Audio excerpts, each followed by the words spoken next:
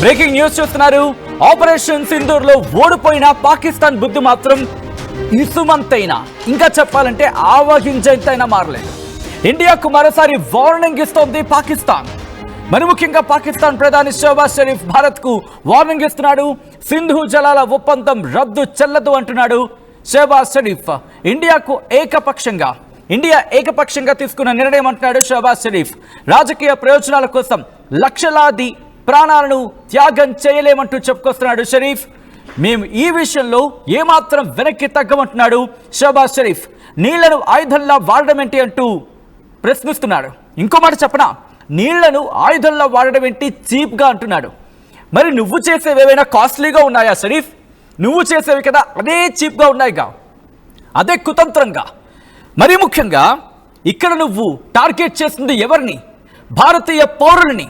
నీ దుర్మార్గుడిని అడ్డు పెట్టుకొని, నీ ఉగ్రవాదుని అడ్డు పెట్టుకొని కదా ఈ సింధు జలాల కోసమే ఇప్పుడు చచ్చిపోతోంది పాకిస్తాన్. నరకాన్ని చూస్తోంది. ఎందుకంటే పాకిస్తాన్ ప్రజలు నీళ్ళిస్తావా చస్తావా అని పాకిస్తాన్ ప్రధాని షహబాజ్ షరీఫ్ మెడ మీద ఎక్కి కూర్చున్నారు. ఒకవేళ నీళ్ళ కనుక ఇవ్వకపోతే ఆ మెడ మీద కాళ్ళేసి తొక్కినా పెద్దగా ఆశ్చర్యపడవలసిన అవసరం లేదేమో. ఎందుకంటే ఆ స్థాయిలో ఉక్కిరిబిక్కిరి అయిపోతున్నారు పాకిస్తాన్ అధికారులు. DGISPR కావచ్చు, ఆ దేశ ప్రధాని కావచ్చు, లేకపోతే ఆ దేశ రక్షణ శాఖ మంత్రి కావచ్చు, ఇలా చెప్పుకుంటూ పోతే పెద్ద లిస్టే ఉంది.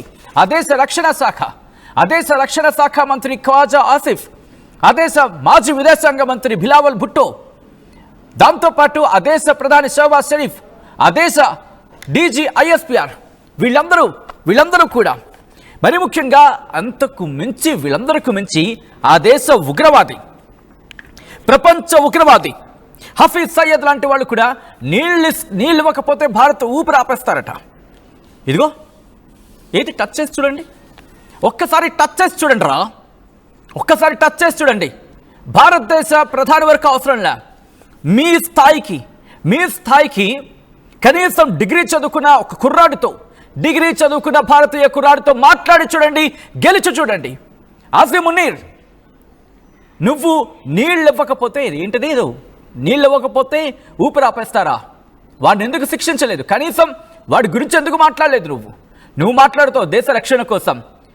దాంతోపాటు ఫీల్డ్ మార్షల్ అంట, నీకు నువ్వు గొప్పలు ఇచ్చేసుకోవడం ఎందుకు? కనీసం నీళ్లు కూడా తీసుకురాలేకపోయినందుక? గెలిచిందని చెప్పి సమర్పడిపోవడం దేనికి? షహబాజ్ షరీఫ్, ఏమని గెలిచేస్తున్నావు? నీళ్లు సాధించావా? నీ ప్రజలు అడుగుతున్నారు. గెలిచావా? ఏం గెలిచావు? నీళ్లు తెచ్చిపెట్టావా? డ్యామ్ ఇప్పించావా? సింధు జలాలు నిలిపివేస్తే ఇంకో చోట ఎక్కడి నుంచి నీళ్ళు తెప్పించావా? ఎండిపోతున్న పొలాలకు ఏమైనా నీళ్ళు ఇప్పించావా? సమాధానం చెప్పు. నీ గెలుపు దేనిలో? ఉగ్రవాదాన్ని ఊపందించడంలో నీది గెలుపు, మనుషుల్ని చంపడంలో, కుతంత్రాలు పడడంలో నీది గెలుపు. అంతే కదా నీ దృష్టిలో గెలుపు అంటే అది. ఇటు భారత్ మీద దాడి చేయడం నీ పనికిమాలిన గెలుపు, ఇటు చేతకాని వాళ్ళగా, చావలేని వాళ్ళగా పౌరుల్ని టార్గెట్ చేయడం నీ గెలుపు, నువ్వు అనుకునే సోకాల్డ్ గెలుపు. ఆ గెలుపు ఇప్పుడు గేలి చేస్తోంది. ఆ గెలుపు ఇప్పుడు హేళన చేస్తోంది. ఆ గెలుపు నిన్ను పీడించుకు తింటోంది. ఆ గెలుపు నేను ఇప్పుడు సర్వనాశనం చేస్తోంది. ఆ గెలుపు ఈరోజు నిన్ను ప్రపంచ దేశాల చుట్టూ తిరిగేలా చేస్తోంది. ఆ గెలుపు నిన్ను అడుక్కునేలా చేసింది. నువ్వు అనుకుంటున్నా నీ గెలుపు. ఈరోజు ఏం జరిగింది? అజర్బైజాన్లో నువ్వు ఒప్పుకోలేదా? బ్రహ్మోస్ మమ్మల్ని పూర్తిగా నాశనం చేస్తుందని చెప్పి నీ నోటికి తెలియదా? నీ బుర్రకు తెలియదా? నీ సోకాల్ ఫీల్డ్ మార్షల్కి తెలియదా నువ్వేం సాధించావో? అలాంటిది నీటి కోసం ఆయుధంలా నీళ్లను ఆయుధంలా వాటమేంటి? చీప్గానా? నువ్వు మాట్లాడే మాటలు చీప్, నువ్వు చేసే చేష్టలు చీప్. నీ ఆర్మీ చీఫ్ వాడు చీపు. మా చీపురు పల్ల సరిపోతుంది నీతో పెట్టుకోవాలంటే. ఎందుకంటే మా అణువణువులోనూ అంతటి పౌరుషం ఉంటుంది. ఒక్కసారి మా చీపురు గట్టిగా తుడిచిందంటే నీ పోస్టు పీకేస్తుంది. ఫస్ట్ ఏమన్నాడు ఈ ఆర్మీ చీఫ్ ఏమన్నాడు? భారతదేశానికి సంబంధించి గుర్తులేదా? మర్చిపోయామనుకున్నావా? బట్ ఆర్మీ చీఫ్కి సంబంధించి మాట్లాడుకునే ప్రయత్నం చేద్దాం. అంతకన్నా ముందు ఈ so called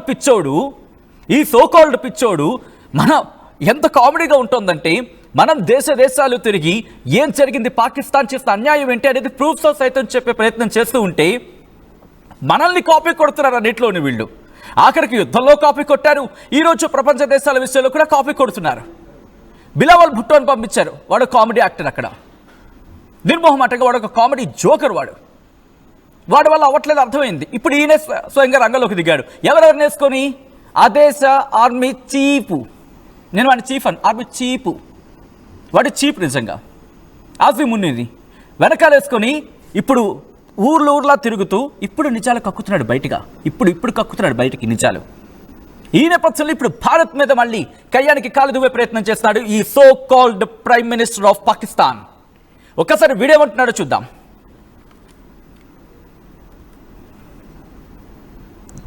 Above all, we must recognize that water transcends political boundaries, connecting communities and sustaining ecosystems and cultures.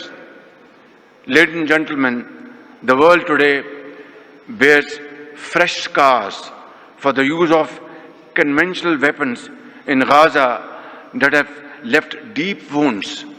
As if that were not enough, we are now witnessing an alarming new law, the weaponization of water.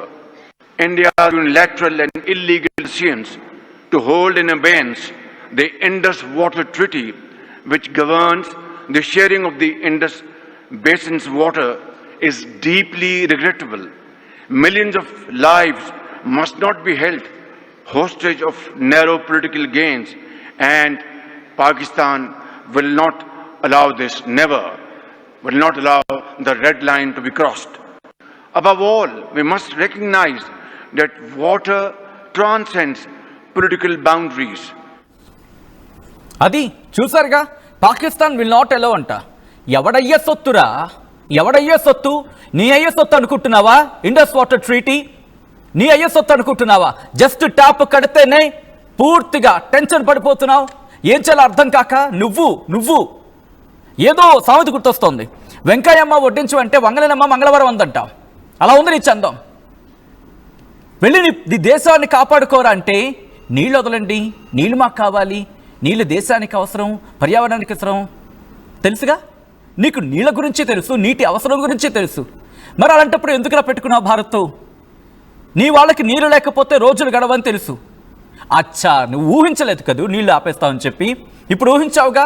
ఇప్పుడైనా అన్నిటినీ చాలా జాగ్రత్తగా ఉపయోగించి, అంటే నీ మొత్తం బుర్ర నుంచి మొదలుపెట్టి నీ అణువుని పూర్తిగా ఉపయోగించి నీట్గా మాట్లాడితే భారత విషయంలో ఆలోచించేస్తుందేమో అని చెప్పి నువ్వు ఆలోచన చేయొచ్చు.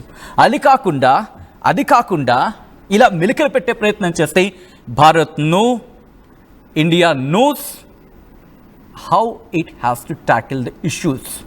నీకు నీ భాషలో చెప్పాలంటే హమ్కో పతా హై कैसे संभालना है, समझे? और कुछ भाषा में चाहिए आपको, जो भाषा आपको चाहिए वही भाषा में हम बोल देंगे. నీకు ఏ భాష కావాలో ఆ భాషలోనే, తెలుగు కావాలంటే తెలుగులో, హిందీ కావాలంటే హిందీ, ఇంగ్లీష్ కావాలంటే ఇంగ్లీష్. కానీ గుర్తుపెట్టుకు, నీకు తుపాకీ భాష కావాలంటే దాంట్లోనే, ఆ తుపాకీ భాషలో నీకు సమాధానం చెప్తా. ఇది అయింది కదా, వీడిలా పేలాడు కదా. హఫీజ్ సయ్యద్ గారు పేలిన మాటలు ఒకసారి చూద్దాం. ఎందుకంటే వీళ్ళకి ఆ మాటలు వినిపించవనుకుంటా. ఏమనాలి వీళ్ళని? ఒక్కసారి హఫీజ్ సయ్యద్ గారు ఇదే విషయానికి సంబంధించి అన్నాడు. ఆ తర్వాత డీటెయిల్గా మాట్లాడుకునే ప్రయత్నం చేద్దాం. ఒకసారి హఫీజ్ సయ్యద్ ఉగ్రవాది ఏమంటున్నాడు చూద్దాం. और मैं चुप नहीं रहूंगा, तेरी जुबान इंशाअल्लाह हम खींच के रहेंगे. अगर तू पानी बंद करेगा इंशाअल्लाह हम तेरी सांस बंद करेंगे, इन दरियाओं में फिर खून बहेगा. और मैं चुप नहीं रहूंगा, तेरी जुबान इंशाअल्लाह हम खींच के रहेंगे. अगर तू पानी बंद करेगा इंशाअल्लाह हम तेरी सांस बंद करेंगे, इन दरियाओं में फिर खून. మేరీ పానీ బంద్ కరేగా తేరీ సాస్ బంద్ కర్ దేంగే. ఇది ఎవరు చెప్పిన మాటలు రా? ఇది వినిపించాలే నీకు? ఇవేమైనా నీతి వాక్యాలా? Shehbaz Sharif, can't you hear these words? Can't you control your people? Can't you control your terrorist? And now you are begging for water which completely belongs to India. which completely belongs to Indians, which completely belongs to Bharat. You should request, not in demand, because the people of Pakistan knows the value of water rather than